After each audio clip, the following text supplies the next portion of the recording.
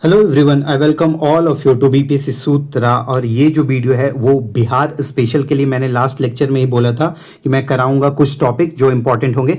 तो ये क्वेश्चन 67, 68, 69, 70 में आ रखा है और मैं ये गारंटी बता सकता हूं कि मोस्ट ऑफ द पर्सन जो थे, ये जो 70th बीपीएससी की क्वेश्चन है इसमें इन्होंने रॉन्ग आंसर क्या टिक कर दिया था कि 22 मार्च 1912। बट ये क्वेश्चन क्या है इसको हम लोग पहले रीड आउट करेंगे, उसके बाद देखेंगे कि इसका क्या आंसर होगा और इसको पूरा थ्रू आउट हम लोग देख लेंगे कि कैसे कैसे बिहार का फॉर्मेशन हुआ है।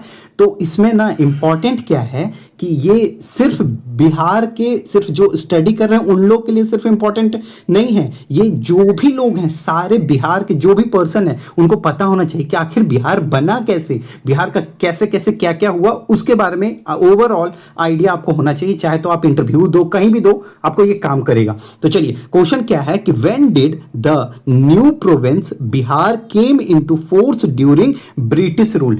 देखो ये क्वेश्चन को अलग क्या बनाता है, क्वेश्चन में क्या कह रहा है, केम, यहां से देखो केम इनटू द फोर्स, मतलब इससे पहले देखो क्वेश्चन में क्या आता था, पहले क्या आता था कि बिहार का फॉर्मेशन कब हुआ है, बिहार फॉर्मेशन, तब आप क्या लिखोगे कि 22 मार्च 1912 ये हो गया बिहार का फॉर्मेशन का डेट, ठीक है। लेकिन कब या फिर क्वेश्चन में अगर यह पूछता क्या नोटिफिकेशन का डेट अगर पूछता तब होता 22 मार्च 1912। लेकिन अगर क्वेश्चन में बोल रहा है कि केम इनटू फोर्स कब हुआ या फिर कब इंप्लीमेंट हुआ ऑफिशियली, ठीक, तब क्या होगा, तब इसका आंसर होगा 1 अप्रैल 1912। अब देखते हैं इसको हम लोग आगे देखेंगे, पढ़ेंगे कैसे वो पहुंच पा रहे हैं वहां तक, तो उसको हम लोग करते जाएंगे, ठीक है।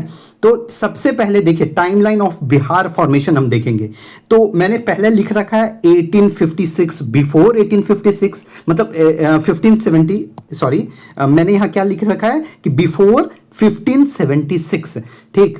तो आप सबसे पहले आप जानते होंगे कि बिहार में अलग अलग डायनेस्टी एंशिएंट पीरियड से रूल करते हुए आए, जैसे मगध हो गया, मगध में कौन सी डायनेस्टी रूल करती थी, तो हरियंक, मौर्य, सुंग, कर्णव, अलग अलग बहुत सारी डायनेस्टी आके रूल करके गई। तो लास्ट उसमें कौन थी, गुप्ता जो कि मगध पे रूल कर रही थी। उसके बाद क्या होता है ना कि जब आगे धीरे धीरे डिटोरिएट होती है कौन, गुप्ता एम्पायर, तो उसके बाद कौन सा आता है यहाँ पे, स्लेव डायनेस्टी दिल्ली से रूल करती थी। जब मगध जब डाउनफॉल पे जाएगा तो फिर कौन सी डायनेस्टी उभर के आएगी, तो स्लेव डायनेस्टी उभर के आएगी, निकर के आएगी। और इसमें से कौन होगा, जैसे वो आपने पढ़ा होगा कि सैयद, लोदी, स्लेव, खिलजी, अलग अलग आपने पढ़ा होगा। तो दिल्ली सल्तनत आई, और जब दिल्ली सल्तनत भी डिटोरिएट मतलब अपने खत्म हो गई, मतलब कम हो गई, तो उसके बाद ना बिहार से अफगान रूलर लोग लीड करके आए, ठीक है, अफगान रूलर। और उसमें से नाम निकल के आया शेर शाह सूरी। जो जीटी रोड, जो ग्रैंड ट्रंक रोड जो आज जो देखते हो आप जीटी रोड, तो वो बनाया हुआ किसका था, तो शेर शाह सूरी, तो वो निकल के आए।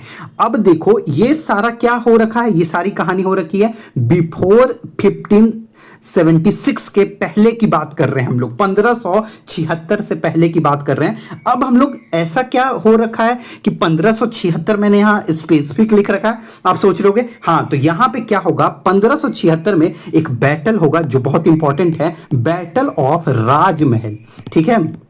अब देखो बिहार स्टार्ट हो गया प्रॉपर, बैटल ऑफ राजमहल।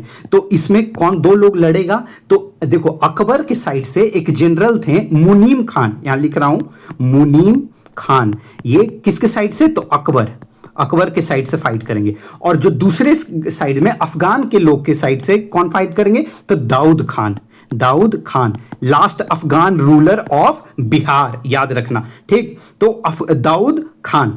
अब देखो यहां पे क्या होगा कि दाऊद खान और मुनीम खान के बीच में फाइट होगा, और दोनों में से जीतेगा कौन, तो ऑब्वियस है अकबर की सेना जीत जाएगी। आपको पता होगा कि उसके बाद से मुगल का एक सूबा बिहार बन जाएगा, क्या, मुगल का ऑफिशियल सूबा, ठीक है, मुगल सूबा, ठीक है। सूबा देखो यूज करते थे मुगल लोग, बाद में ना ब्रिटिशर आएंगे ना, तो प्रोविंस का ये सब आप देखोगे ना, तो यूज होने लगेगा जब ब्रिटिशर्स आएंगे। तो उनका पूरा टाइमलाइन आप देखोगे तो आपको पता होगा। तो चलिए ठीक है, बात सेम है, सूबा या प्रोविंस कह लो। तो मुगल का सूबा बनेगा क्या? बिहार, पहली बार ऑफिशियली। तो यहां पे मैं लिख देता हूं मुगल सूबा, सूबा।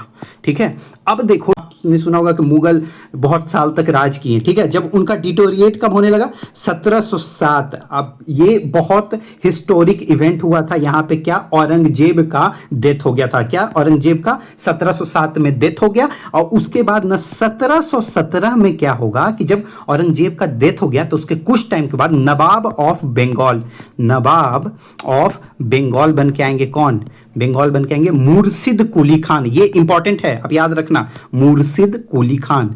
मैं यहां लिख रहा हूं मुर्शिद कुली खान।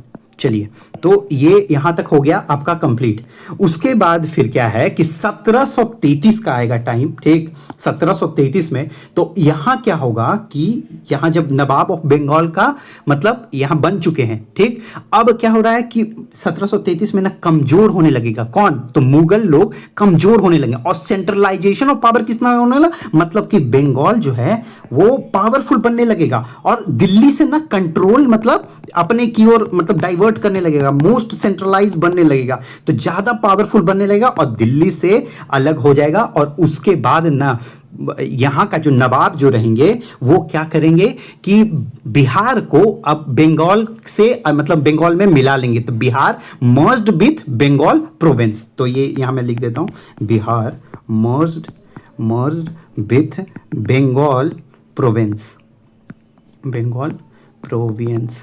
ठीक, चलिए, अब इसके बाद अभी अच्छा देखो 1733 का बात हो रहा है, तो इसमें अभी बिहार में सोचो कौन कौन सा होगा। ये जो बंगाल अभी जो दिख रहा है इसमें कौन कौन सा है? तो बिहार है, आज का झारखंड है, आज का उड़ीसा। ठीक है, उड़ीसा पहले होता था, अभी उड़ीसा होता है। ठीक, उसके बाद बंगाल है, बंगाल में भी कौन सा? दोनों, जो वेस्ट बंगाल है और जो बांग्लादेश है जिसको ईस्ट बंगाल कहते थे उस टाइम, तो वो भी है। साथ में और क्या है? साथ में एक और है वेस्टर्न जो साइड है, वेस्टर्न साइड किसका? जो आसाम का है, वेस्टर्न साइड ऑफ आसाम। ठीक है, ऑफ आसाम जो है ये भी पार्ट किसका था? बंगाल का उस टाइम का। सोचो कितना बड़ा है। अच्छा, जो ईस्टर्न साइड है उसका मैंने क्यों नहीं बोला? क्योंकि ईस्टर्न साइड ना आप जो सुनते होगे बहुत, एक नाम अहोम डायनेस्टी आसाम की है, अहोम डायनेस्टी। अच्छा, इनको ये मिल भी रखा है मतलब अहोम जो डायनेस्टी है, ये लिख देता हूं पहले। तो ये 43rd जो आपने पढ़ा होगा ना कि मोइदम बरियल साइट जो, ठीक है ना, 43rd यूनेस्को साइट किसका मिल रखा है? यूनेस्को। ठीक है, यूनेस्को किसको मिल रखा है? तो अहोम किंगडम का मोइदम जो था, मोइदम जो बरियल साइट होता था, मोइदम्स को कहते हैं 43rd नंबर। और 44th मराठा का आप याद रखना है। यूनेस्को जो साइट है ना, मराठा लैंडस्केप है, अभी मिला है कुछ टाइम पहले, तो मैं लिख देता हूं मराठा लैंडस्केप्स। अच्छा, मैं ऑफ द टॉपिक थोड़ा चला गया, तो चलिए बैक टू द टॉपिक आते हैं, उस पर हम लोग देखते हैं। हाँ, तो अब देखो 1733 हो गया, उसके बाद 1776 आएगा। 1776 मतलब 1774 हो चुका है। 1774 क्या है? बैटल ऑफ बक्सर कब हुआ है? तो 22-23 अक्टूबर के बीच में चला, बट 22 लिखते हैं। 1764 में क्या हो गया आपका? Battle of Buxar. यहाँ पे बैटल ऑफ बक्सर हो गया। ठीक, अब देखो 1765 में क्या होगा? तो आपका हो गया कि ट्रीटी ऑफ इलाहाबाद। तो क्या कर लो, 12 अगस्त 1765 को क्या हो गया आपका? Treaty of Allahabad. अच्छा, बैटल ऑफ बक्सर में कौन कौन सा लड़ रहा था? 3 लोग एक साइड से लड़ रहे थे। कौन कौन सा? तो ये मीर कासिम, सिराजुद्दौला नहीं, सुजाउद्दौला, सिराजुद्दौला याद रखना, सिराजुद्दौला का खत्म हो चुका है कहानी अब तक। ठीक है, तो सुजाउद्दौला, उसके बाद शाह आलम 2, ये तीनों मिलकर किससे लड़ रहे थे? तो हेक्टर मुनरो से अपोजिट में। और जीत जाएगा कौन? हेक्टर मुनरो ही जीत जाएगा। चलिए, ठीक है, तो ट्रीटी ऑफ इलाहाबाद होगा, इलाहाबाद। और जब ट्रीटी ऑफ इलाहाबाद होगा तो किसके किसके बीच में होगा? तो अभी जिन 3 लोगों में से बात कर रहा था ना, तो उसमें से शाह आलम 2 शाह आलम टू, जो दिल्ली सल्तनत मतलब कि दिल्ली से रूल कर रहे थे मुगल के साइड से, और ये प्लस में किनके साथ होगा, तो रॉबर्ट क्लाइव को फिर से बुलाएगा। क्या इनका कार्यकाल खत्म हो चुका है, बट इनको फिर से बुलाया कि आइए आकर के आप एग्रीमेंट करके जाइए, ट्रीटी करके जाइए। तो ट्रीटी ऑफ इलाहाबाद कौन कौन लोग करेंगे, तो ये दोनों। अब देखो इसमें क्या होगा कि ब्रिटिशर्स क्या कहेगा कि बिहार को हमको मतलब बंगाल के साथ हमको दे दो, तो Bihar become part of Bengal presidency. चलिए यहां पे अब हो गया ब्रिटिशर्स का, तो बिहार यहां पे क्या हो गया, बिहार बिकेम, अब वो दीवानी वानी राइट आपने पढ़ा होगा तो वो मैं नहीं जा रहा हूं, Bihar became part of Bengal presidency.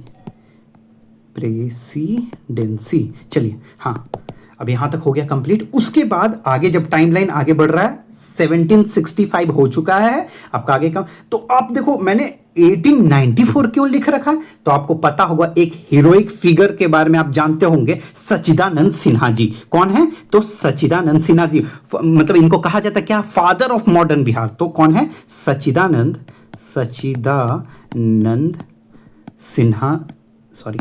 Sinha ji. ये कौन है, द फाउंडर ऑफ मतलब कि father of modern Bihar, father of modern Bihar. तो अच्छा इन्होंने ऐसा क्या कह दिया कि इनको हम लोग फादर ऑफ मॉडर्न बिहार कहने लगे। तो हाँ, तो रीजन है इसके पीछे रीजन है कि ये एक न्यूज़पेपर स्टार्ट करते हैं जिसका नाम रहता है बिहार टाइम्स।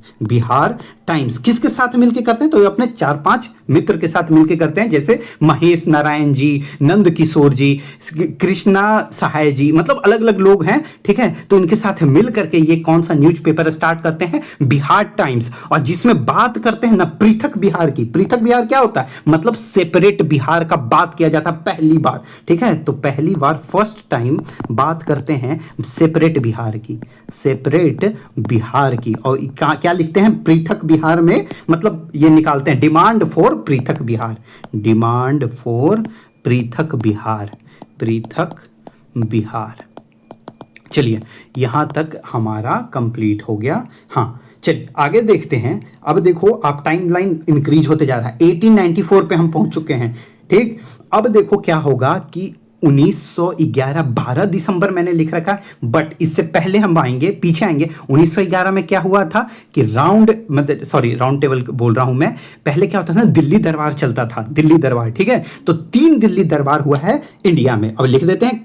अच्छा दिल्ली दरबार होता क्यों था, दिल्ली दरबार इसलिए होता था कि बहुत बड़ा गैदरिंग, मतलब ब्रिटिशर का, उसमें मोनार्च जो ब्रिटिशर के जो राजा रानी, जो इम्प्रेस और इम्पेरर जो रहते थे ना इंडिया, उनका ग्रैंड सेरेमनी होता था, मतलब कि बताया जाता था। तो पहले वाले में जो 3 होगा, 1877 में होगा, उसके बाद होगा 1903, और अगला जो होगा 1911। तो 1911 यही आप बोलते हो हार्डिंग जो थे इसमें, और इसी में ना किंग जॉर्ज 5 जो आप बात करते हो, जॉर्ज 5 की बात करते हो, तो इनको क्या किया गया था कि ये है इंपरर। तो इसी तरह से ना इंप्रेस का बात हुआ था किसमें, 1877 में क्वीन विक्टोरिया को इंप्रेस ऑफ इंडिया मतलब बनाया गया था उस टाइम, ठीक है। तो क्वीन विक्टोरिया, और इस टाइम कौन थे, 1877 में कौन थे उस टाइम के वाइस रॉय। तो वाइस रॉय आपको पता है ना कब आ चुका है, 1857 के बाद ही आ चुका है, वाइस रॉय का कहानी स्टार्ट हो चुका है। चलिए ठीक है, तो यहाँ पे लॉर्ड लिट्टन थे,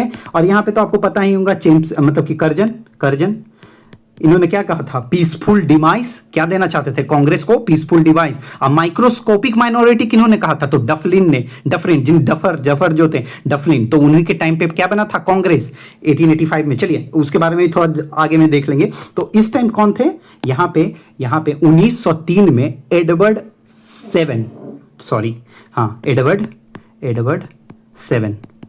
चलिए यहां तक आपको पता हो गया। यहाँ जॉर्ज 5 थे, एडवर्ड 7 आपको बता दिया, यहाँ पे क्वीन विक्टोरिया थी, और लॉर्ड लिटन, कर्जन, हार्डिंग, सबके आगे लॉर्ड आपकी मर्जी लगा लेना, ठीक।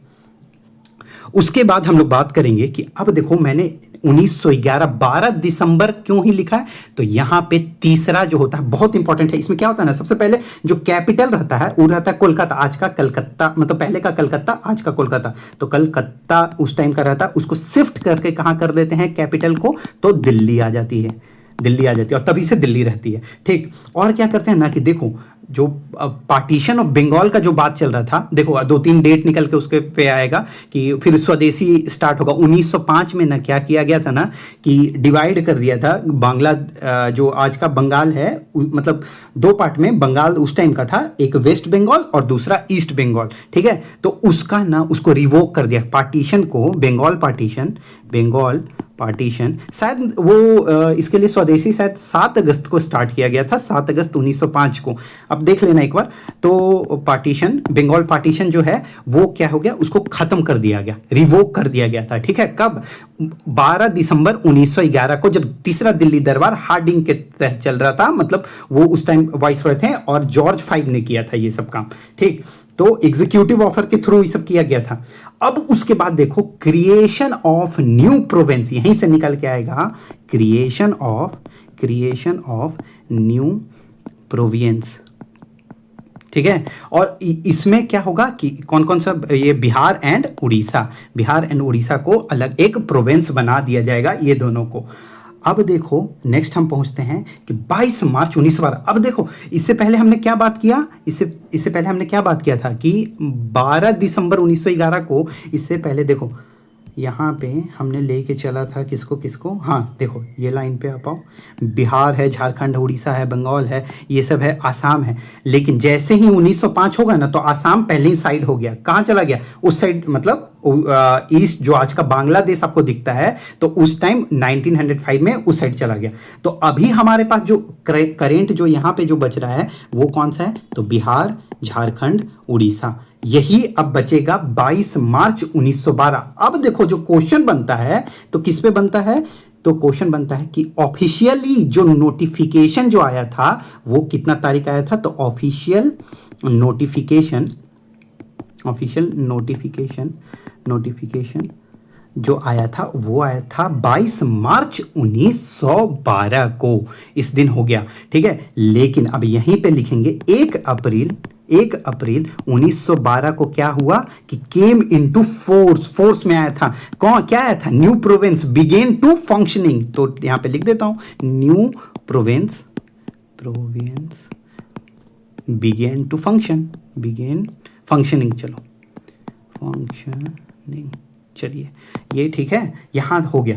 अब देखो क्या हम लोग, जो आपको पता होगा बिहार दिवस हम लोग मनाते हैं, कितने तारीख को मनाते हैं, तो 22 मार्च को हम लोग क्या मनाते हैं, बिहार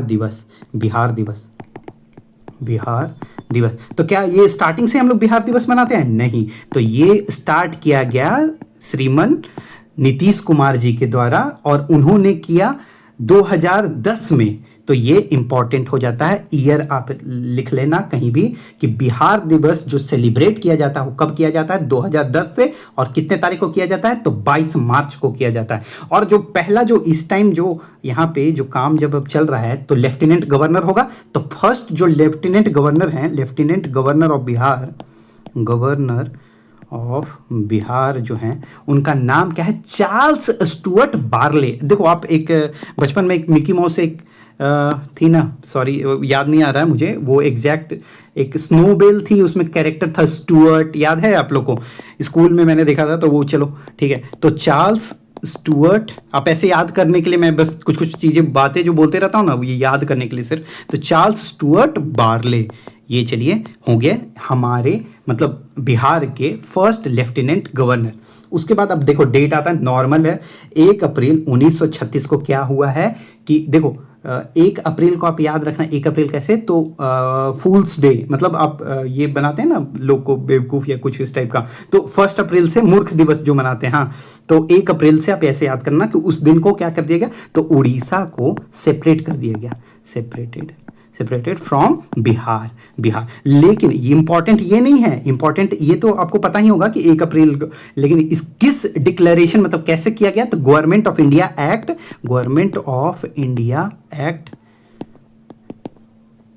1935 के द्वारा, ठीक है, गवर्नमेंट ऑफ इंडिया एक्ट 1935 के द्वारा किया गया। और इसके बाद ना देखो क्या, किसको, हमारा जो झारखंड जो था, तो वो भी 15 नवंबर 2000 को उसको भी ये मतलब ये सेलिब्रेट। और ना इस दिन हम लोग क्या मनाते हैं, बिरसा मुंडा का एक तो जन्म होता है 15 नवंबर 1975 को बिरसा मुंडा का जन्म होता है, ये आपको ध्यान रहेगा।